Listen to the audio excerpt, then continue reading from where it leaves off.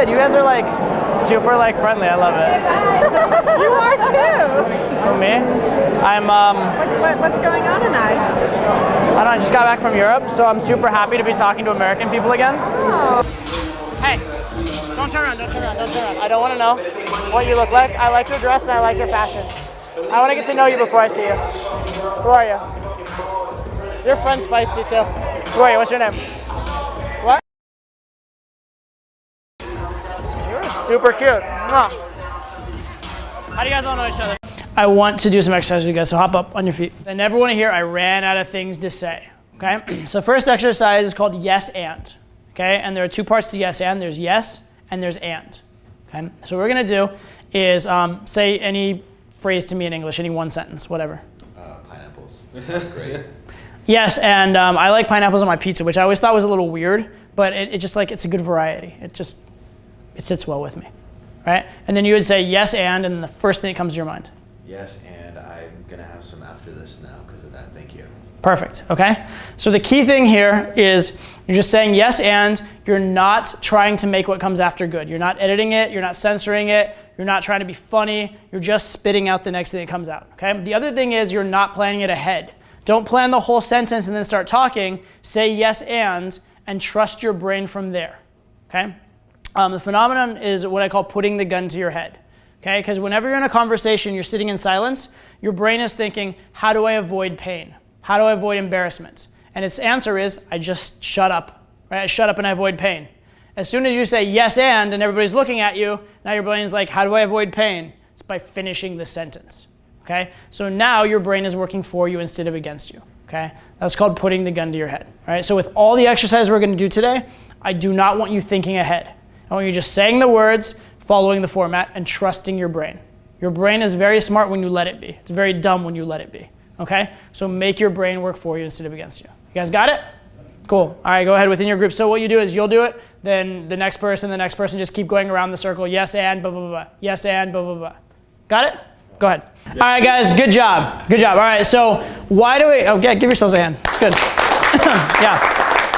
Okay, so first of all, there's this gun to the head phenomenon, which is very important. But secondly, why do we choose the words yes and? Well, every time you say yes, you're saying, I agree with the world as it is. The world's a good place, I'm happy with it. It's a good frame to have. Then we say and, I'm offering a little value of my own. The world's a great place, here's some value. The world's a great place, here's my opinion. Does that make sense? So it forces you to use the right perspective, forces you to offer value. Okay? A couple ways you can use this in set. Number one, if you're opening a girl and she doesn't give you anything, you can yes and yourself, right? Hey, I thought you were really cute. Yes, and you're staring at me blankly, and it's, oh, yes, and now you're smiling. Don't do that. The last girl that smiled is now pregnant. Just, like, don't even go there, right? Yes, and, yes, and, yes, and, okay? You guys get that? Okay, so you can yes and yourself. You can also yes and anything she will throw at you, and it forces you to offer value. Finally, you can yes and a shit test. Yes and passes any shit test, because the world's great, here's some value. How can you be reactive when you're saying that? So somebody throw a shit test at me, I'll yes and it. Anything, any shit test. Do you approach all the time? Yes, and you have no idea. I actually like 24/7. In fact, I go out late at night because I think it's creepier then. I like to do it at 4 in the morning. That's my favorite time. Right. You think you're the shit. You think you're the shit, huh? Yes, and I couldn't hear what you said to try and be cooler than me the first time, but now I got it. And yes, and I do think I'm the shit. What's a double there, huh? Yes, and I like to give you more than your money's worth. All right. Someone else. And your hair's too long. Yes, and you should have seen it a few months ago. That shit was like, whew. All right, yes, and you would have been so aroused. It's a good thing we didn't go there. All right, make sense? Yes and, yes and, yes and. I'm gonna write yes and on my hand. Exactly. It's a good mentality to have, right? At first, you can literally say yes and. Eventually, what you do is you get the attitude of yes and, right? One other thing that came up, he was saying yes but a couple times. Understand that yes but is different than yes and. Yes but is another way of saying no. Yes and is saying yes, okay? It's very, very important. Okay, next exercise we're gonna do is same format, different words. So it's gonna be the same thing where you say a few words and then just spit out whatever comes afterwards, except this time instead of the words yes and, it's gonna be the words I love or the words I hate. So the idea here is not only do you have something to say, but you're expressing a strong opinion. You're being polarizing. You're being loved or hated yourself, Okay, so same thing. By the way, with this one, make sure that you don't just say 1 or 2 words. So it's not like, I love lamp, I hate floor, I love table, right? Instead, it's, I love San Francisco because it's such like an intellectual city, but it has a little bit of a hipster vibe too. Make sense? Right, just a little more than just a few words. All right, but go around in your circles. I love, also alternate. I don't want you to be like, I love every time, or I hate every time. You want to have a little variety. So switch it up, okay? Go ahead and do it in your groups. All right, guys, good job. Well done. All right, stay where you're at, though. Stay where you're at. You got one more to do, all right? So now we've done 2 different exercises for always having something to say. So now because you guys always have something to say and it's always value offering, none of you guys is ever now going to be like, so where are you from? So what do you do? That's never going to happen now, right? Yes. You guys don't sound very convinced or persuasive. Never? Yeah? Never again. Right.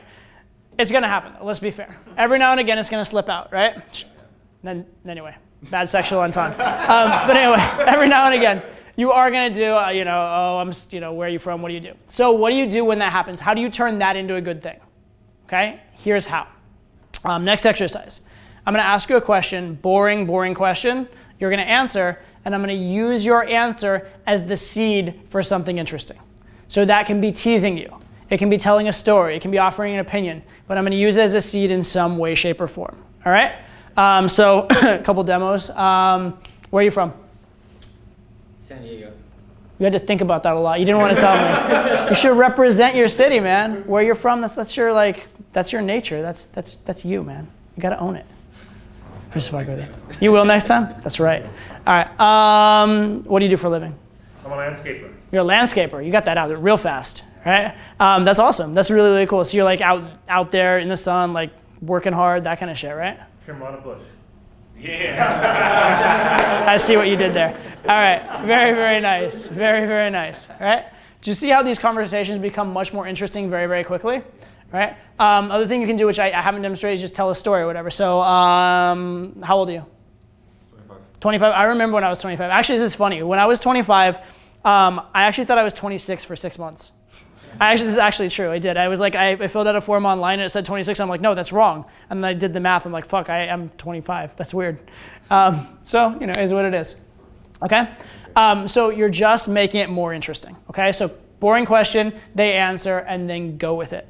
What I want you guys to do actually now is just get into partners, and you'll go back and forth. So ask your partner a boring question, they're going to answer, and then you use that as the seed for you to offer value. And then you switch up and they ask you a question.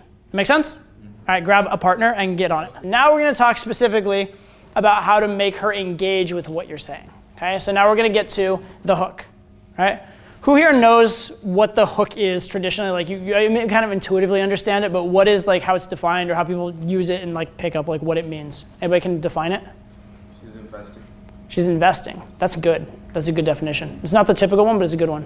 What else? When she decides that talking to you is better than not talking to you. Good, that's the traditional one, right? And the actual one is the combination of what you guys just said, okay? So the traditional one in pickup is she wants you to stay more than she wants you to leave, right? And that's what he said. What you said is really good, she's investing.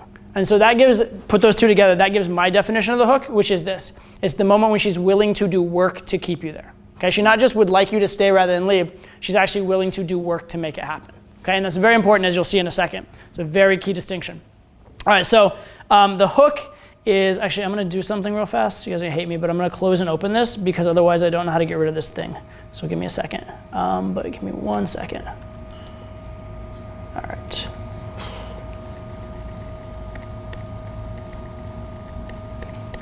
All right, cool. So when we talk about the hook, it's kind of like a nebulous thing. It's a thing that in pickup has been confusing for a really, really long time, right? People are like, how do you get the girl hooked? And guys are like, I don't know, it just kind of happens sometimes and sometimes it doesn't, right? And then someone came up with the idea of just keep talking no matter what, and you'll get the hook, right? And that's a little bit better, because the more you talk and the more time she spends with you, the more likely it is that she's randomly gonna like latch onto a particular topic and get hooked. So statistically you have a better chance, but you still aren't directly hooking her, you're just like talking longer, right? The next theory was self-amuse. You guys may have heard that one, self-amuse and she'll hook, right? That has some merit too, because A, you're spending time and talking to her, so that's good. B, when you're self-amusing, you're conveying high value qualities, The fact that you're being self-amused makes your conversation more interesting. So again, statistically, those all mean that it's more likely that she'll jump on something and like start investing, start committing, start participating. But it's all just kind of like do it and cross your fingers and hope, right? You're not actively getting the hook with any of this stuff. You're just doing behaviors that are likely to get the hook more so than other behaviors, all right? But how do you actually actively get the hook? Funny thing is, I knew it intuitively from doing so many sets. Like I could do it on command, but I hadn't spelled out how to do it.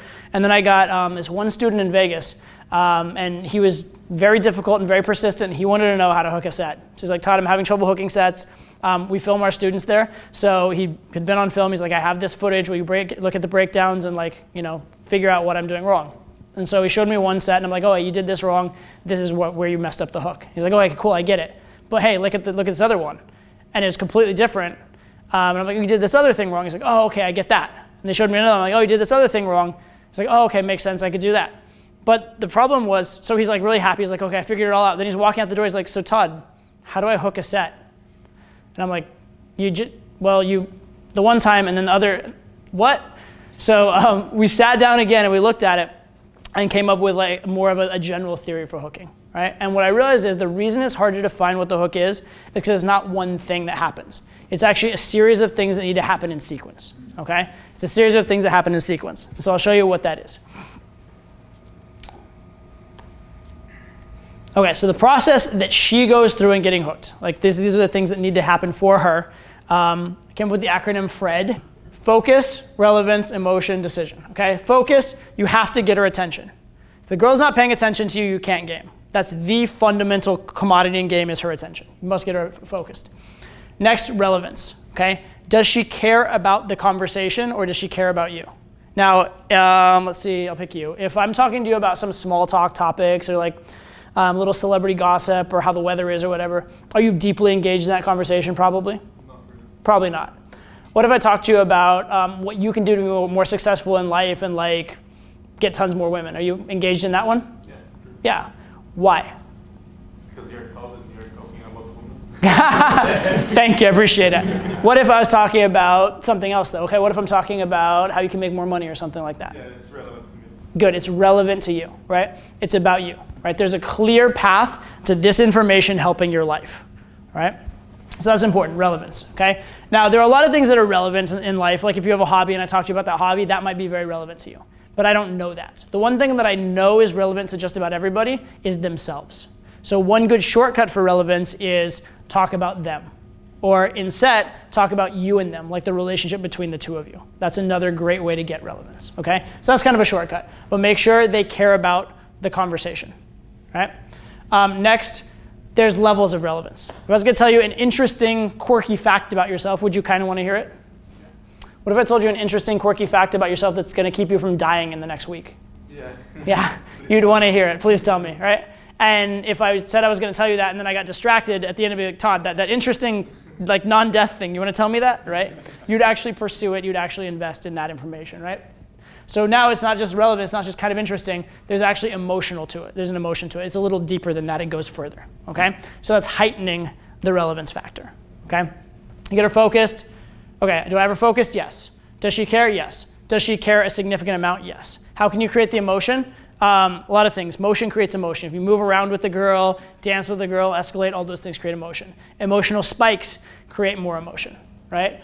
Making the consequences of things like clear, like I did with you, creates more emotion. There's a lot of things like that you can do, right? Also, if you can get it attached to her ego in some way or attached to her sense of validation, that creates more emotion about things. Okay, so those are ways you can create more emotion.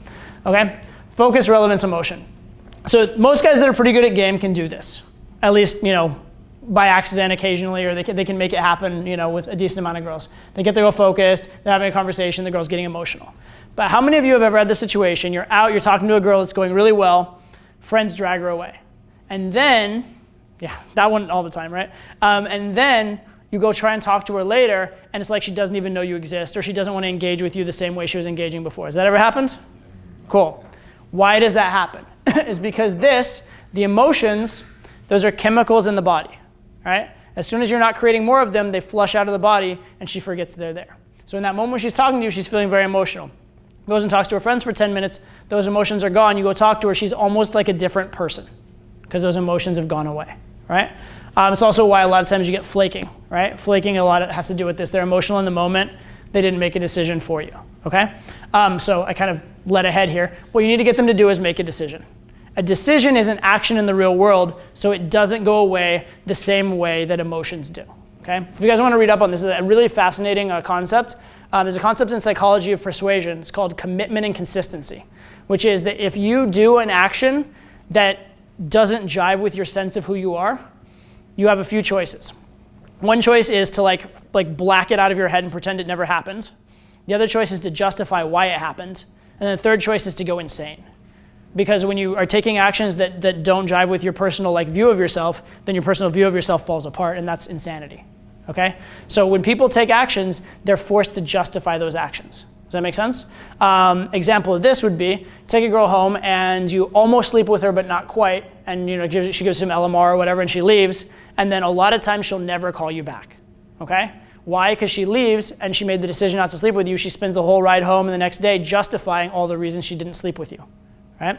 On the other hand, you take the girl home and sleep with her, she justifies all the reasons you're an amazing guy and she slept with you, and she gets attached with you, falls in love with you, good things happen, right? What happens? That decision in your favor. Okay, do you guys get that? Commitment and consistency. So what you want to do is you want to take this emotion, turn it into a decision, because the decision doesn't go away. The decision lasts in the real world even when the emotions fade. You guys got that? So what is a decision? A decision is any time that she adjusts her behavior in your favor or to help you towards sleeping with her or getting closer or more intimate with her. So a decision could be something like, hey, you, come here. And she comes to me. That's a decision, right? Or it could be, you know what? You don't have to talk to me. It's okay. You can go. And she's like, no, it's good. I'll talk for a little while longer. That's a decision, right? Or if I say, what do you like about me? And she starts listing qualities, those are decisions, right? Or if she has a really strongly held belief and I'm like, that's bullshit, and I attack that belief or I make fun of that belief or whatever, and she doesn't stand up for herself because she doesn't want to create tension or she doesn't want to ruin the relationship, that's a decision, okay? Anytime she's adjusting her behavior to your favor, that's a decision. Does that make sense? Okay? And once you get that, now she's actually locked in. And remember the definition of the hook, right? It's not, this is when she wants you to stay more than she wants you to leave. This is when she's willing to do work to keep you there. That's why that decision element is so important. That's why the definition is important. I'll get to stuff in a second, in a little bit. Okay, so this is a really good model. Helps you know what to do next, right? Do you have retention? Does she care? Does she care a lot? Can you get her to make a decision? Right? Very, very good, very, very useful. It helped a lot of guys to be way more consistent in their hooking because now you know what you need to have happen next. However, there still is a problem with this model, right? And the problem is this. It's about her, it's not about you. Okay, so this is the process she needs to go through, but it doesn't tell you what you need to do to get her through it. So you have her focus, you need to make it relevant. You know you need to do that, but it doesn't tell you specifically what action you should take to do it. Or it's relevant, but you need to hide the emotion. Great, you know the roadmap, but you don't know how to drive the car, right? So I came up with a new model recently, which helps with that. And so this other one was the process for her. This is the process for you. And it is, because I like acronyms, it's FAME, F-A-M-E, all right? A lot of people ask me, why is it arrogance instead of confidence? It's because if it was confidence, it wouldn't fucking spell fame, okay? There is also one other reason, which is when you hear the word confidence, you think nice thoughts, nice, positive, pleasant thoughts. When you hear the word arrogance, you're a little bit right? It rankles you a little bit. That's the point, okay? It forces a reaction. It forces a little bit of emotion, okay? Okay, so let's look at this. First of all, focus is the same thing. I can't define anything else. You have to get her focused. Just deal with that. All right, next one, arrogance. What do I mean by this? What I mean, we talked about frames versus words. I mean, take on an arrogant frame, okay?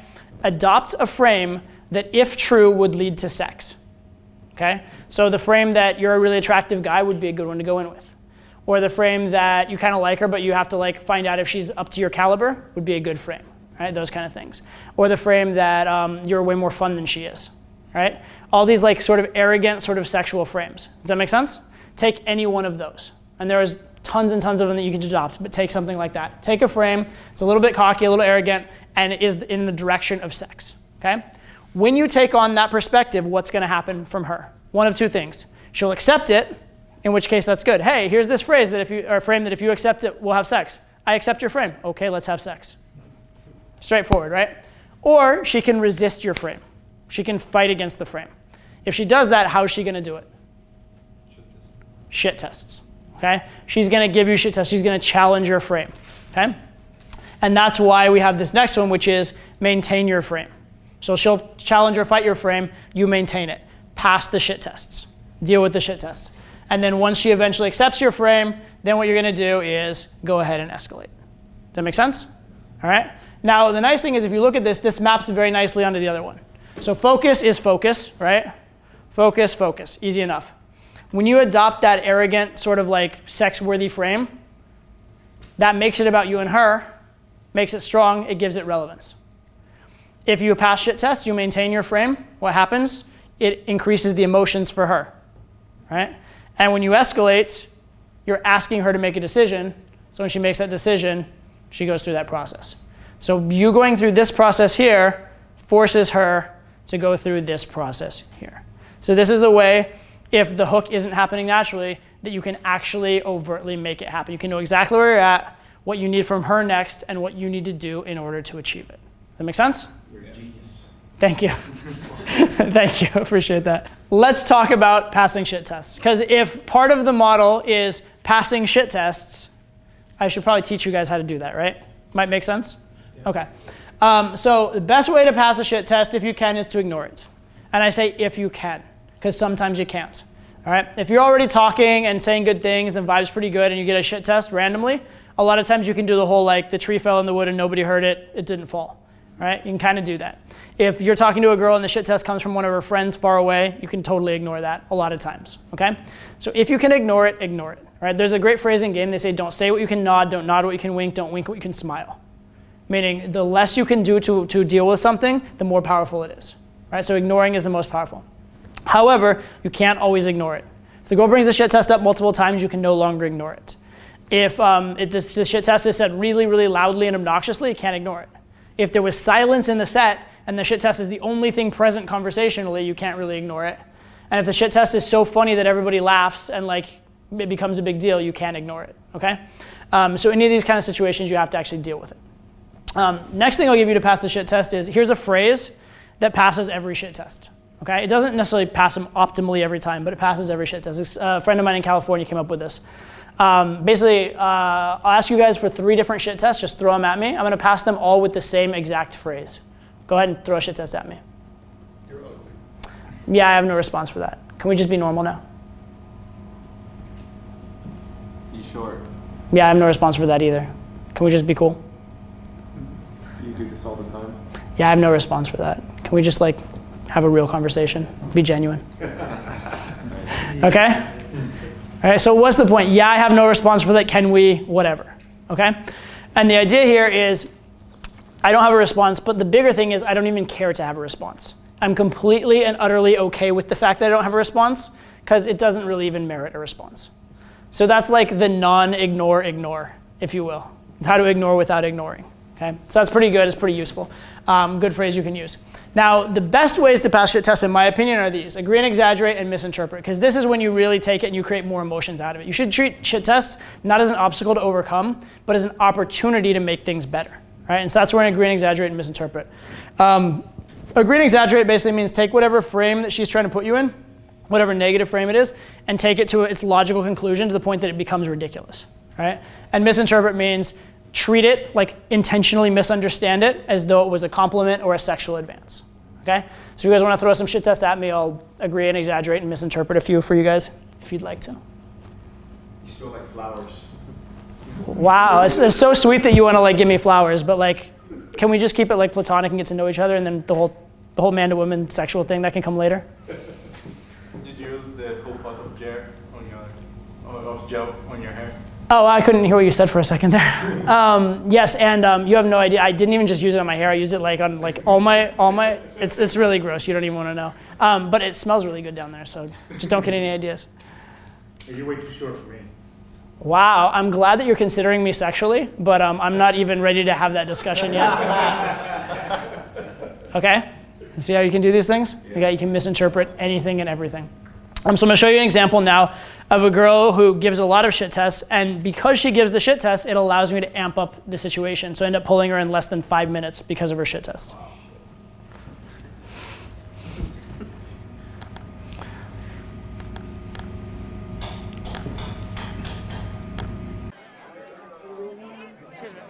I have to go in a sec.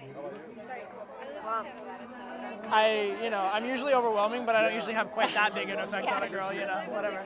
You, like I said, I was about to bounce, but you have a very classy look, so if I didn't at least find out if you're as cool as you are stylish, I would be remiss in my duties as a man. You're gonna bounce me?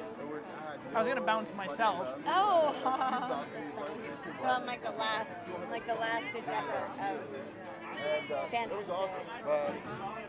I mean, there's lots of girls here, but not any that particularly tickle my fancy at the moment. But you looked interesting and intriguing. Oh, well, thank you for that, but I'm actually not available. For what, Have a dear? wonderful. Really anything. So assumptive. What is your name? I'm Todd. I think we should take things slow and not be like defining the parameters of what we're available for just yet. I mean, I've only just met you. Yeah, on the way out. What does that mean? I don't know what that means. If I was in that particular mood, I wouldn't be on the way out. Oh, well, You know what I don't mean? know. Yeah. But what is your story? Because you do have an intriguing look. Part of me is like, this girl could be a cool badass. Part of me is like, this girl could be like the biggest I don't know, bad news that I've seen in quite some time. So Yeah, that could be either or for sure. I'm actually all good. My friends had a birthday, and so you got invited. no, I didn't get invited. We had the birthday together, Uh-huh. and it just so happened that we all left in different phases, and so I'm in the last phase, which is Okay. fine. So I'm about to catch a lift. Fair enough. What are you doing? I was about to go eat. Eat but, what? There's a little diner around here that I go to late at night. It's not bad, like Izzy's Deli or whatever. It's pretty good Izzy's actually. Deli? Yeah, I know Izzy's Deli. It's delicious. it's not bad. As late night food goes, I can't complain. So I was gonna go grab a bite. If you're hungry-ish and would like to join me, you can. Although I do want you to know that were we to grab a bite together, I don't want you to have like expectations, because I am a gentleman and a shy boy, and I need trust, comfort, and connection. So if we ate together, that would be end all be all. Like we could then assume the next phase of whatever we're gonna take. There doesn't have to be a next phase. Put it this way. If I eat alone, I might be bored. If I eat with someone interesting, I would be entertained. If I eat with someone boring, I'd rather eat alone. So, but you seem entertaining, so Why don't we go have a bite at Izzy's then? I'm okay with that. Shall we? Yeah. And away we go. Thank you. Thank you, thank you, thank you. She was tough. Huh? What did you say when she said that she's not available? I said for what, dear? Yeah. All right. So let's have you guys get up again. We'll do some more exercises. I want you guys to get in threes. Ideally different three than last time, but it doesn't really matter that much. So first exercise that we're going to have you guys do is related to always being able to sexualize anything. One of you guys just jump with one of these guys. Yeah. Okay, so the exercise is this. It's called sex with me is like, okay? So you're gonna use the phrase sex with me is like, and then whatever object I'll throw out, right? Sex with me is like the object, and then you say the reason why. Okay, so for example, sex with me is like a roller coaster, goes up and down and up and down and up and down. Sex with me is like a roller coaster, goes faster and faster and faster, and then you eventually get off. Sex with me is like a roller coaster, there are photos being taken of you when you least expect it. All right, et cetera, for anything. Right, for sex with me is like a chair, it's best on all fours. Sex with me is like a chair, I like it in the living room. Sex with me is like a chair, there's wood up against your ass. Right, et cetera. You guys get it? Okay. So within your group, one of you will do sex with me is like the object and the reason why, and the next person. Now I'm going to stay on the same object until you either repeat one that was said before, can't come up with anything, or you say one that makes no sense whatsoever. At which point, you're going to choose a new object. All right? So then if it was sex with me is like a chair, it's like sex with me is like sunglasses, I like it when you sit on my face. Right? You get the idea? So we all do the same object? Yeah, you just keep going around in your group with the same object until you like kind of run out on that object. Okay? If you repeat it, doesn't make any sense, or what's the other one? Or you can't think of one. Okay? Any of those, then you're going to switch it up. Okay, you guys got it? All right, so we'll start off, I'll give you an object. Sex with me is like a piece of paper. All right, I'm gonna give you guys a slight modification of this one, just so you get like the full like range. So this time it's the same exact thing, except now it's I like my women like I like my whatever object, and then the reason why. So for example, the traditional one is I like my women like I like my coffee, like hot and black and strong. I like my women like I like my coffee imported from Colombia. I like my women like I like my coffee tall and blonde. I like my women like I like my coffee available in every street corner, et cetera, et cetera, et cetera, okay? So you can come up with the stuff. And when you use the ones you just said, right? Huh? Well, I'm gonna give you a different word anyway, so it's okay.